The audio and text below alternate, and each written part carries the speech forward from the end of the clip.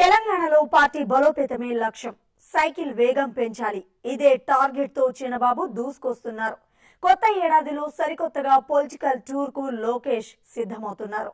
Cantonment GHMC ఎన్నికల్లో విజయ ఢంకా మోగించి పూర్వ వైభవం తీసుకొచ్చేలా వ్యూహాలు సిద్ధం చేసుకుంటున్నారు. తెలంగాణ టీడీపీలో సరికొత్త జోష్ నింపేందుకు యువనేత సిద్ధమవుతున్నారు. కొత్త సంవత్సరంలో సరికొత్తగా పార్టీ శ్రేణుల్లో ఉత్సాహం నింపేందుకు కార్యాచరణ సిద్ధం చేసుకున్నారు. రోజుకొక్క నేత పార్టీ ఫిరాయిస్తున్న నేపథ్యంలో లోకేష్ పర్యటన ప్రాధాన్యం సంతరించుకుంటోంది. అటు టీటీడీపీ నేతల ఆశలన్నీ యువనేత పర్యటనపైనే ఉన్నాయి. రోజుకొక జిల్లా చొప్పున అన్ని జిల్లాల్లో పర్యటించాలని ప్రణాళిక సిద్ధం చేసుకుంటున్నారు లోకేష్. సభ్యత్వ నమోదు కార్యక్రమాన్ని సూపర్ సక్సెస్ చేసిన యువనేత ఇప్పుడు తెలంగాణలో పార్టీకి పూర్వ వైభవం తీసుకురావడంపై గురిపెట్టారు.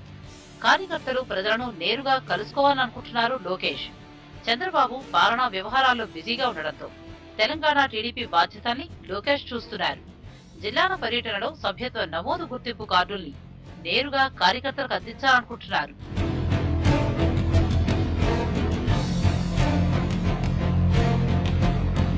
ఉమ్మడి రాష్ట్రంలో 10 ఏళ్లు, తెలంగాణలో 5 ఏళ్లు అంటే వరుసగా 15 ఏళ్లు ప్రతిపక్షంలో ఉండాల్సిన పరిస్థితి టీడీపీది. అందుకే పార్టీలో ఇప్పటి నుంచే నూతనోత్తేజాన్ని నింపాలని లోకేష్ భావిస్తున్నారు. అందుకే జీహెచ్ఎంసీ కంటోన్మెంట్ ఎన్నికలను వేదిక చేసుకున్నారు. ఎన్నడూ లేని విధంగా ఈ ఎన్నికలను టీడీపీ ప్రతిష్టాత్మకంగా తీసుకుంది. పార్టీలో ఉన్న ముఖ్య నేతలను ఇన్ఛార్జీలుగా నియమించి ఇప్పటి నుంచే వ్యూహాలు సిద్ధం చేస్తున్నారు. పార్టీకి గుడ్ బై చెప్పి మంత్రి పదవి సాధించిన తలసానిపై అనర్హత వేటు పడేలా చేసి సనత్ నగర్ ఉప ఎన్నికల్లో ఖచ్చితంగా గెలవాలన్న పట్టుదలతో ఉన్నారు. తలసానిని బర్తరఫ్ చేయాలని టీటీడీపీ నేతలు గవర్నర్ని కలవడంలో ఇదే ఆంతర్యం ఉంది. ఈ శ్రీనివాస్ యాదవ్ గారు రాజ్యాంగ విరుద్ధంగా మీరే ప్రమాణ స్వీకారం చేయించారు. స్పీకర్ గారు కూడా అనర్హత వేటు కూడా వేయలేదు.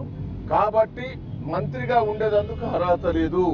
తెలంగాణలో ఎవరికి వారే యమునా తీరే అన్న చందంగా తయారైన టీటీడీపీ నేతలను ఐక్యం చేసేందుకు యువనేత లోకేష్ టూర్ ఉపయోగపడుతుందని నేతలు అంటున్నారు.